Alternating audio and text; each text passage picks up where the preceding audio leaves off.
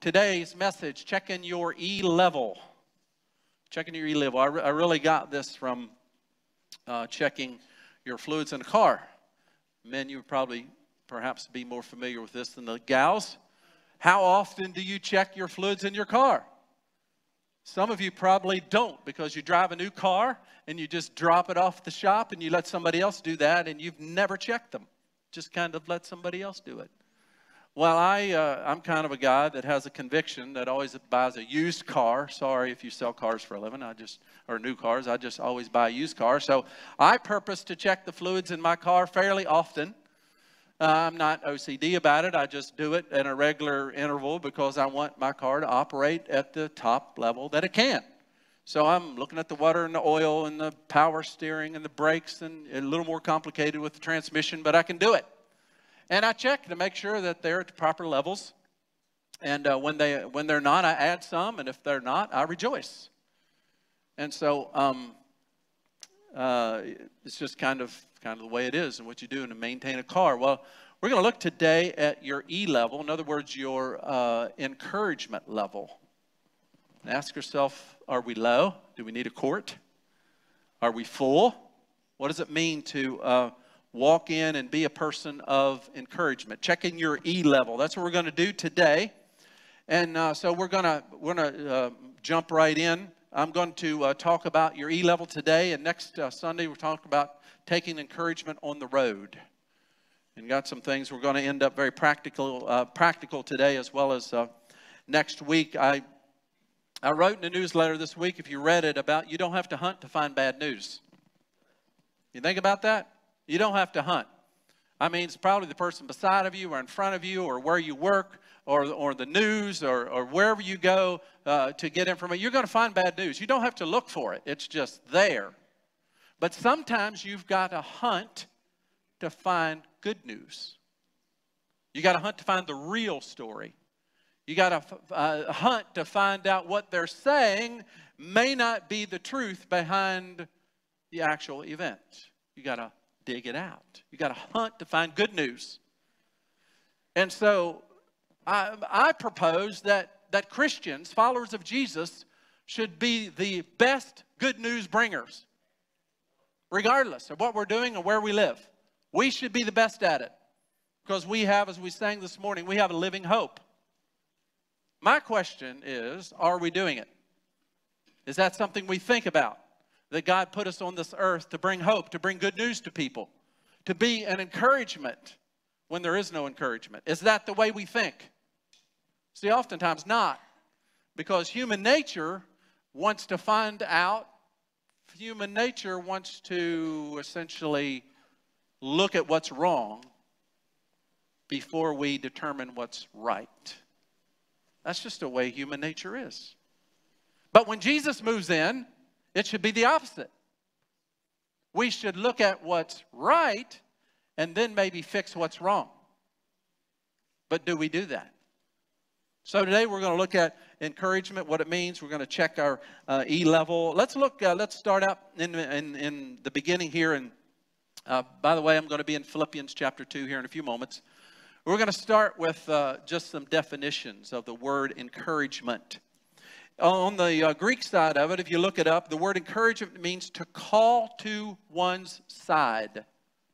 Encouragement, to call to one's side. You need help. You're in a bad place. What do? You call to one side. That's what encouragement means. On the Hebrew side, it means a little bit different. It means to strengthen, to prevail, to take courage. It's to strengthen, to prevail, to take courage. If you look at the English word itself, it's really made up of two words, isn't it? In and courage. So in means, if you look that up in English, in means to call or to cause. To call or to cause courage. Well, why do we need courage? I was goofing around last night, looking through Netflix, seeing if I would watch anything. Didn't really find anything, and I happened to come across, some of you would know this name, Brene Brown. And so she had a Netflix talk, and I watched it. And she said, I'm not necessarily endorsing, I watched it. She gets a little salty with her language, but that's who she is.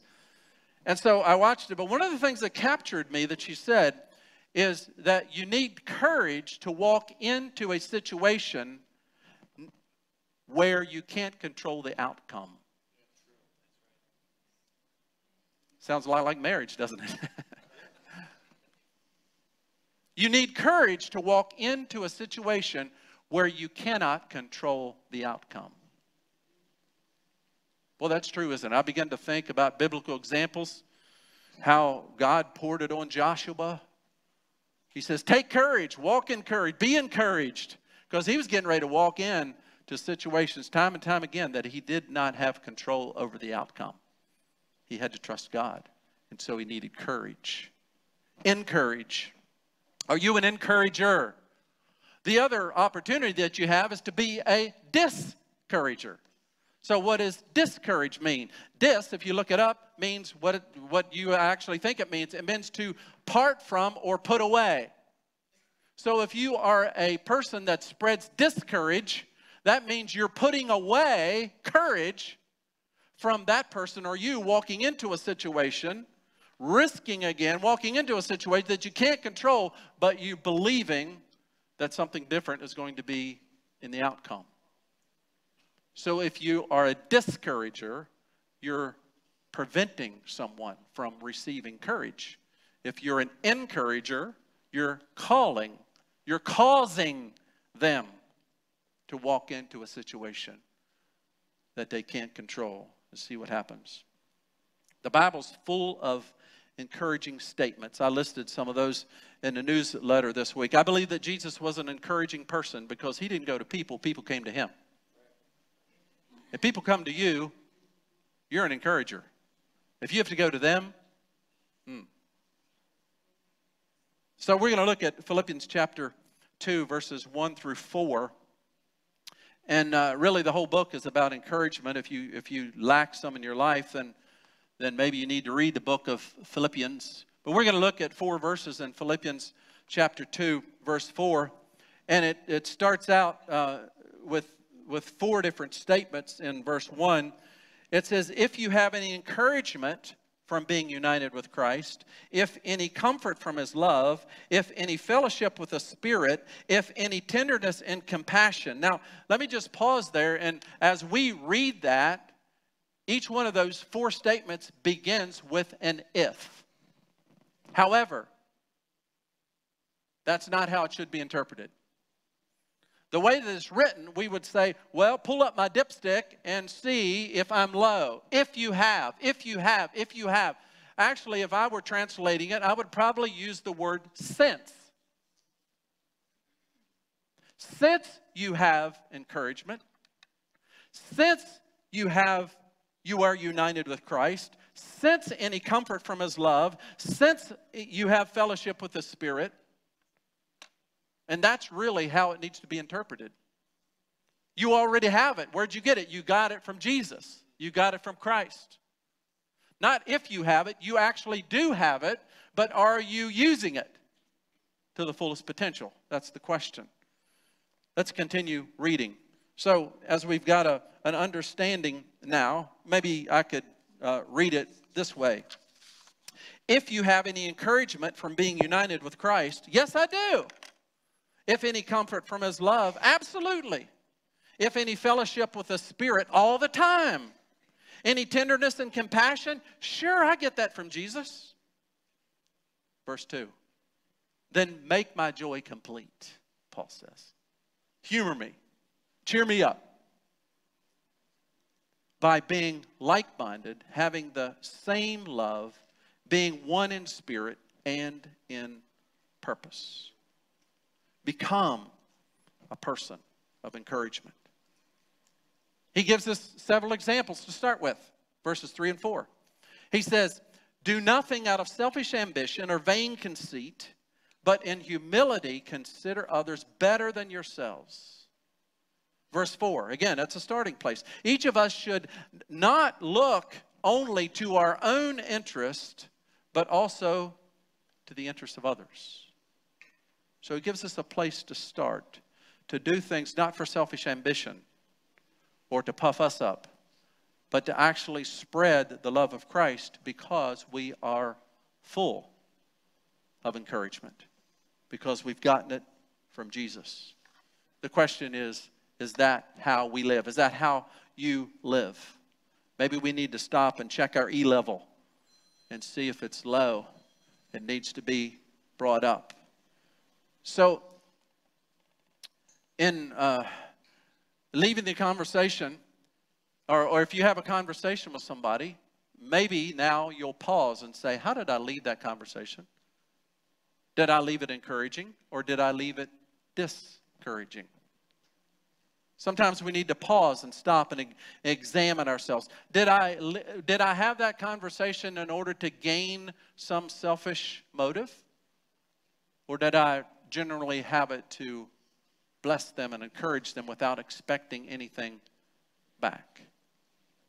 So we begin to self-assess for a little bit and begin to say, wow, I think I'm a quart low. I need to be filled up with Jesus so that I can be a better encourager to someone else. I mean, the last thing we want to have is a breakdown, right? Breakdown on the way to work or the way after work coming home. Steam coming out under the hood. It's just not a pleasant place to be. Let me read the contemporary English version of this 4 verses. Kind of puts it in context for us, and then we'll jump into the outline. It says, Christ encourages you. His love comforts you. God's Spirit unites you. And you are concerned for others. Now make me completely happy. Live in harmony by showing love to each other. Be united in what you think as if you were only one person. Don't be jealous or proud. Be humble and consider others more important than yourselves. Care about them as much as you care about yourself. And in the same way, think as Jesus Christ thinks. So let's jump into the outline this morning. How does encouragement affect us? Let's ask the question. How does encouragement affect us? We're going to be looking at 3 different proverbs down through this outline this morning. The first one is Proverbs 12:25. This is in the God's Word translation. It says, and most of them are very similar, the same. It says, a person's anxiety will weigh them down, but an encouraging word makes them joyful. A person's anxiety weighs them down, but an encouraging word lifts them up.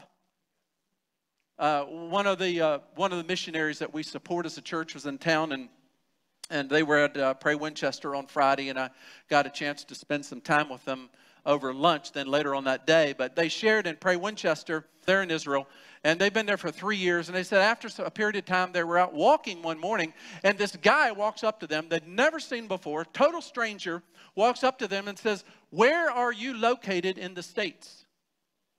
And they were like, ooh, whoa, what is it? Never saw this guy before. Walks up immediately and says, where are you located in the States?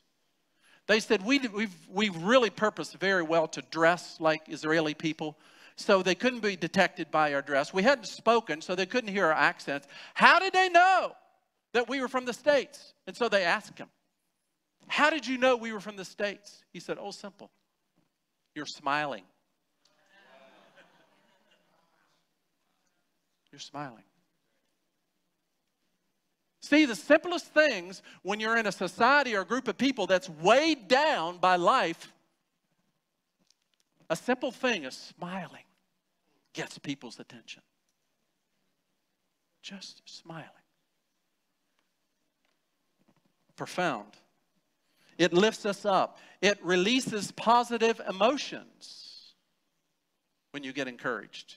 And positive emotions put you into action. You have negative emotions, you won't act. You have positive emotions, you'll act. So encouragement is a very, very powerful thing. I made a list of some people that have encouraged me over the years. It didn't take me long. Some of these statements are like 15, 20 years old, but I still remember them. In one case, I even forgot the person. I forgot what I was talking about, but I remember the statement of encouragement. I don't say these to build me up or whatever. I really give you examples of what people use to encourage me, to let you know that the simplest statements at the right time are impacting for many people around you, or particularly that person, that they'll never forget it. The first one is my pastor, Ron Meyer, and I actually didn't have one statement from him, because every time I talk to him, I get encouraged. I just get built up. He says something about, wow, the good leadership here, and wow, that was good there, and sometimes he corrects me. You see, if you've read Hebrews, it says, have you forgotten the word of encouragement that says the Father disciplines his Son? God calls even correction a word of encouragement. So my pastor, Ron, is very encouraged. The second I wrote down is Larry Crowder, which is the senior leader of Dove. It was a third year in our church plant, so that was 17 years ago.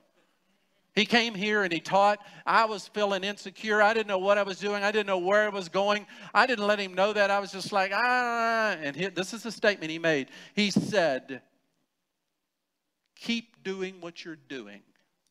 It will work out. That's all he said. Keep doing what you're doing, and it'll work out. It seems to be working so far.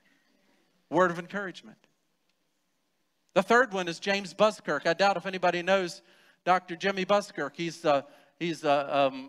to be dean of the seminary at Oral Roberts University, and then he went to pastor First Methodist Church in Tulsa, Oklahoma.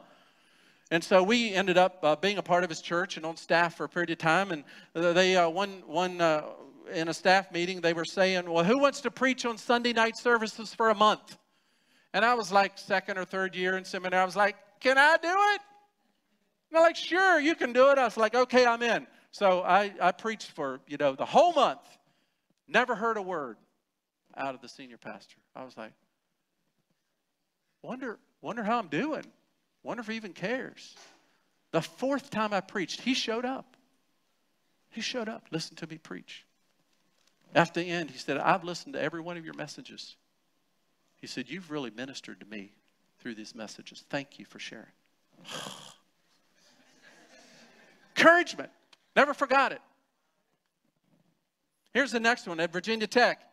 There's this prof. I have no idea who the prof was. I mean, I know he's one of my profs, but I don't remember who he was.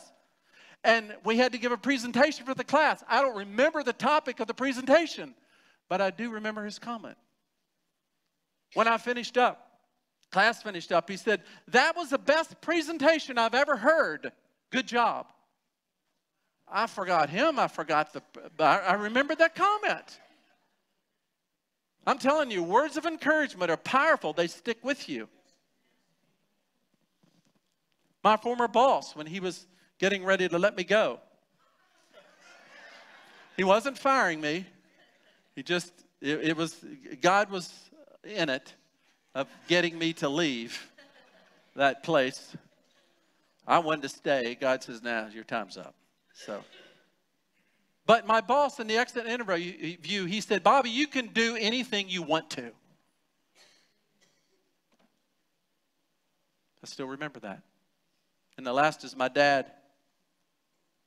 I remember one time he said, Bobby, you can communicate to people much better than I can.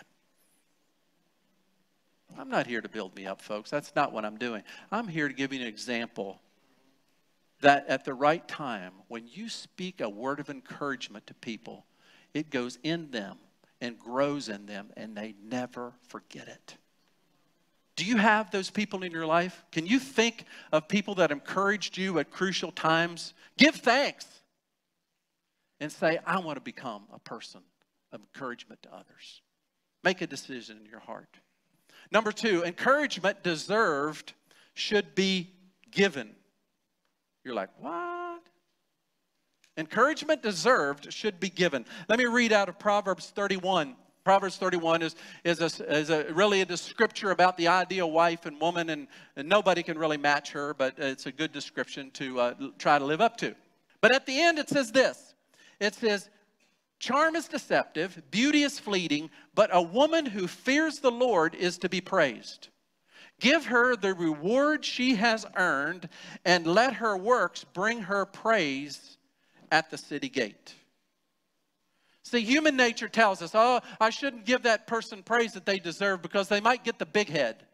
They might be puffed up. They might think of themselves way beyond. And so I'm going to withhold my encouragement to them. Even though they deserved it, they've done a good job, I'm going to withhold it because I don't want to puff them up too big. Anybody ever done there? I mean, been there, done that, thought that? Okay. And so let's look at this. It says, why is she being praised? Because she fears the Lord. When somebody's doing something right, then we should be the ones to acknowledge that and go, yes, you're doing what God's called you to do. You are fearing the Lord. You're operating in the wisdom and guidance of the Lord. That's awesome. Go for it. She deserves to be praised, this person. He deserves to be praised at the city gates because her works are evident in what she's doing. And so someone doing the right thing, we need to encourage them. Even professionals. See, we don't think about encouraging our doctor, or lawyer, or a CPA, or whoever, a mechanic. We don't think about encouraging them. I was visiting, one of our members had a brain tumor years ago, and I was visiting him in the hospital. Very difficult situation, challenging. The doctor walks in the door, and I greeted him. We struck up a conversation, and before I left, I just felt impressed. I said, "Can I pray for you?" And he goes, "Sure." So I prayed for the doctor. When I said my amen, he looked at me and he said, "I have never had anybody do that with me before." Even professionals need encouragement. They may be good at what they do, but take a moment and say, "I really appreciate what you're doing. You're amazing the way you help." Even professionals. We don't think about that, but yet they're just as starved as we are in our own way. Be God-directed and encourage even the professionals. When a right choice is made, then acknowledge it. When a right choice is made, then acknowledge it. You know, when people encourage me, one of the things I've learned to say, it's not hard, is thank you. I don't try to say, well, it's all God and it's not me and God is good. It just thank you. That's all you need to say. Thank you. God is good and He works through each one of us. But when somebody gives you a compliment, just say thank you. Simple as that. It says we should not do anything out of selfish ambition, meaning that we compliment somebody secretly hoping that they will compliment us back. Yeah. No, that's not being a genuine encourager. Genuine encourager is you're so full of Jesus in verse 1. You're full, you're flowing over. And that you compliment, not expecting anything back. You're just acknowledging what is there. Then there's some people that is all they see is what's wrong. I've met people like that. That's all they see is what's wrong. And so their mission in life is to point out what's wrong. Let me reframe something if that's kind of how you think. Could it be possible that they already know what's wrong, but they've never had anybody point out what's right? What would happen if you're programmed that way, that you always are looking for what's wrong? What if you would reframe it for a moment and think, I wonder, they probably already know what's wrong. Maybe I should point out what's right. And they would get encouragement to then acknowledge or come out of what's not working. Again, challenging in different ways. Number 3, encouragement withheld has consequences. Encouragement withheld has consequences. Proverbs 3:27 and 28 says, "Do not withhold good from those who deserve it, which is in your power to act. Do not say to your neighbor, 'Come back later, I'll give it tomorrow,' when you have it with you now." Those two statements are really in a long line of a list, and if you go back and read that, I encourage you to read that. It really starts out very encouraging. It starts out talking about don't lose sight of what you have and hang on to them, and that if you do, that you'll walk through life honored and respected. I mean, it goes through a long list of how God is encouraging a person to walk in the right way, and then it gets to this statement. And it says, don't withhold someone. If they have it, they deserve it, or else it'll cost you something. And then it finishes up, it lists several do nots, and then it finishes up and it says that such people are an abomination to the Lord. And then it says that those who do what's right, or encourage or offer, he says they are in friendship with God. So when you become an encourager, you're in friendship with God, because God's an encourager. He's an encourager. Not giving encouragement will cost you something. I told several of you, I read about this, the guy that takes your luggage at the airport on the curb. You know that guy?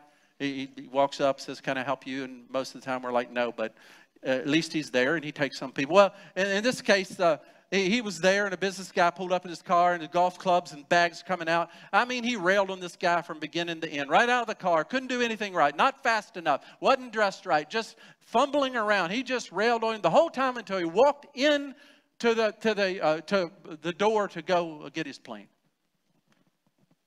There was another guy observing all this, and he walked over to the baggage guy and said, "Man, that guy was ruthless." It's like, "You didn't deserve all that. How did you handle that?" The guy said, "Well," he said, "I've seen those kind before." He said, "That guy is flying to St. Louis today, but his bags are going to St. Petersburg."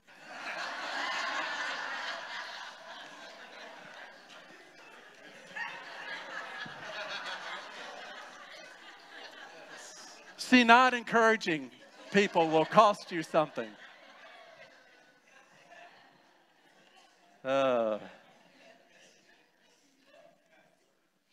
Yeah.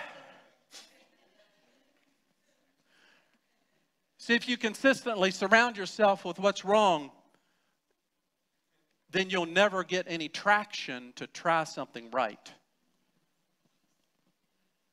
If you surround yourself all the time with what's wrong, you'll never get any traction. You'll give up eventually and say, I just won't be able to do this. I won't be able to move in this direction.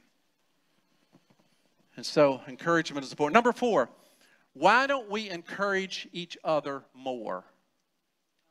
Why don't we encourage each other more? Hebrews 3:13 in the Contemporary English Version says this: "You must encourage one another each day, and you must keep on while there is still time that can be called today. If you don't, then sin may fool some of you and make you stubborn." Isn't that an amazing translation? That actually withholding encouragement actually causes the other person to become deceived and stubborn.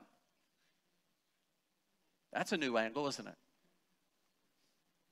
But think about the fact that you want somebody to get set free and you want a situation to change. If you constantly barrage it with discouragement, think about the fact that usually they never change. What happens? They get more hardened, don't they?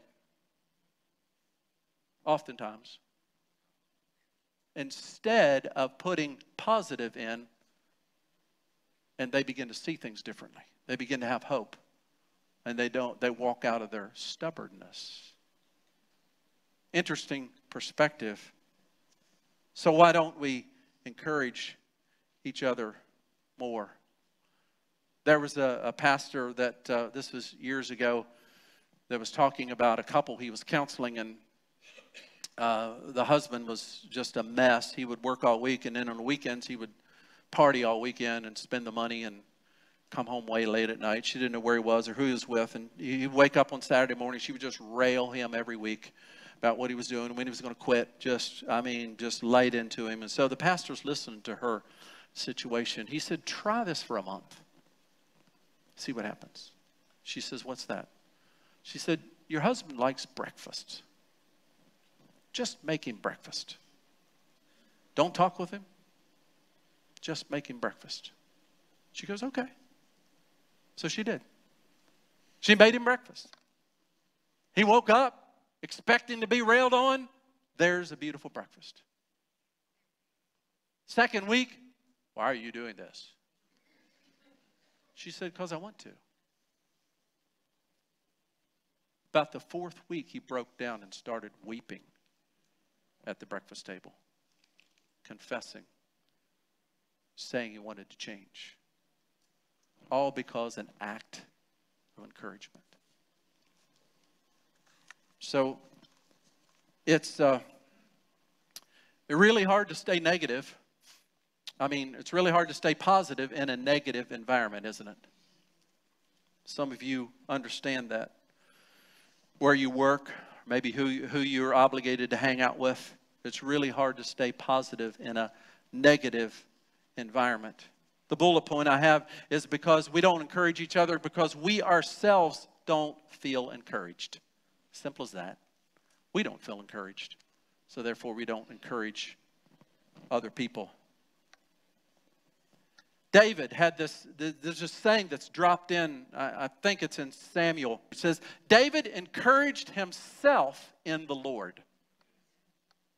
And it was during the time when the king was trying to kill him, that he didn't know where he was going to live. He was on the run. He had a band of guys that were hanging with him that he was trying to take care of. Sometimes they would desert him. He was in dangerous situations. And right in the middle of all that, you have the statement, David encouraged himself in the Lord. Well, what does that mean? What does that look like? It doesn't really give us a lot of detail, but it does say that he did it. He encouraged himself in the Lord. What does it take for you to encourage yourself in the Lord? For me, I have to kind of pull apart, not come apart, pull apart, get alone, be reminded of who I am and whose I am, and the call that God placed on my life, and the people that He's called me to walk with, and to worship Him by myself with nobody else around but me and Jesus. And I get refreshed. I get refreshed. I get encouraged. I come out of that place. Yeah, let's do this, God. I don't know what it means. Maybe you need to be with a certain group of people. Maybe you need to get alone.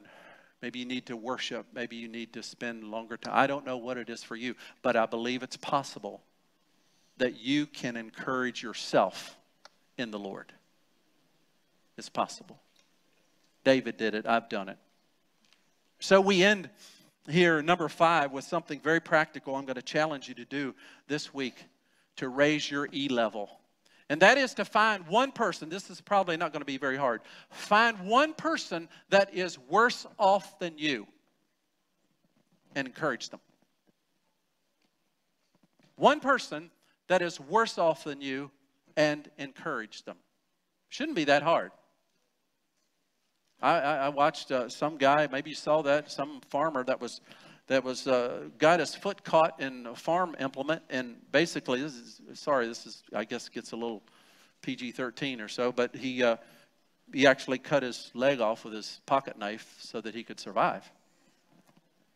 And he's talking about, having to do that because nobody else was around. And he finishes that testimony and said, there's a lot more people worse off than I am. That's how he finished it. There's a lot more people worse off than I am. Positive outlook in the midst of a terrible situation. So find somebody that's worse off than you and encourage them. And here's the next thing. This will grow your maturity. Find somebody that is better off than you are and compliment them. Find somebody that does something a lot better than you do and compliment them. And I guarantee if you put those two into practice, that your E level will come up. If you find somebody that's worse off and encourage them, if you find somebody that's better off and compliment them, that shows there's a maturity in you that you are able to do that Christ is filling you up with himself. That you are being filled, as verse 1 in Philippians tells us. That you do have encouragement from Christ. That you are united with him. That you do have comfort from his love. And that you are in fellowship with his Spirit. And that you do have tenderness and compassion coming from him. Compliment someone that is better off than you. And encourage someone that is worse off than you.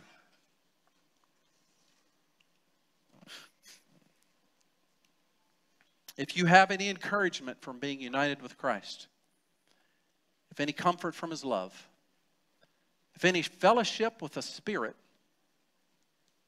if any tenderness and compassion, then make my joy complete by being like-minded, having the same love, being united, one in spirit and in purpose.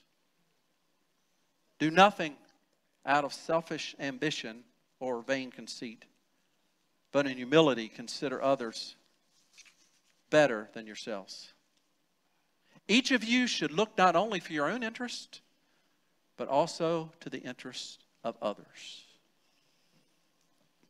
3 proverbs we looked at. No encouragement, you're going to be weighed down. Get encouragement, lift it up. Those who do the right thing should be acknowledged for it by you and I. Withholding encouragement is costly to you and to them.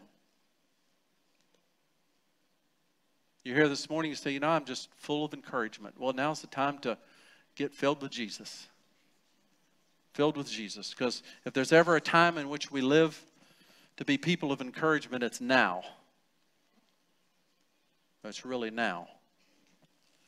The struggle that happens to us is, as Christians, there's certain absolute truths that we hold that are uncompromisable. And oftentimes when we speak those uncompromising absolute truths, then people accuse us of being negative.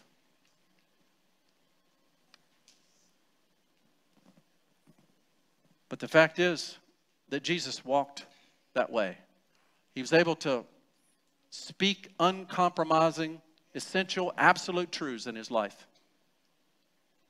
And he was able to reach the place where some people liked it and some people didn't. Some people accused him of things that he wasn't. And yet he came to the place of, I'm going to please one person. And that's my Father. That's my Father in heaven. Because he's the one that really matters the most. And sometimes in the world in which we live, where everybody wants to be pleased, we have to come back and say, hey, we can be nice, we can be kind, but there's absolutes that we hold that we can't compromise. We have to uphold. And that's another message in itself. But you get my drift of being in a place where everybody wants to be encouraged, but yet at the expense of absolute truth. It just can't quite happen that way. But I believe there's a way to walk through those circumstances that are different from the way that we're handling it now.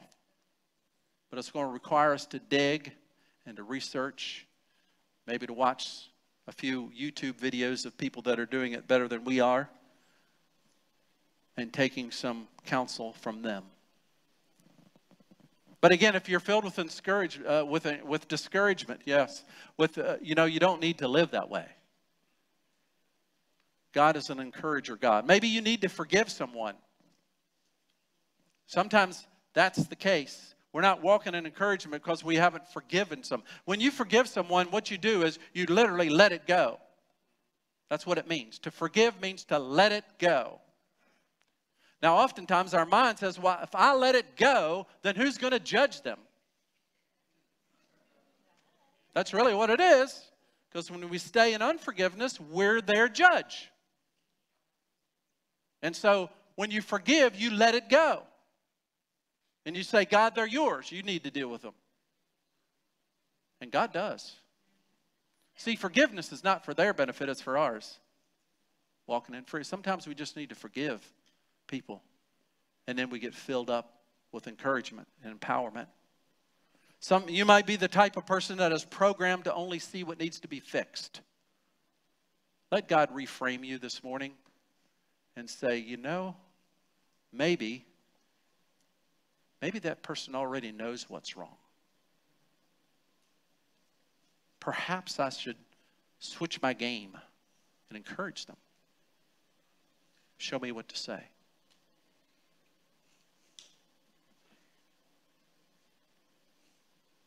And then we need to learn how to encourage ourselves in the Lord. We really do. So, so important.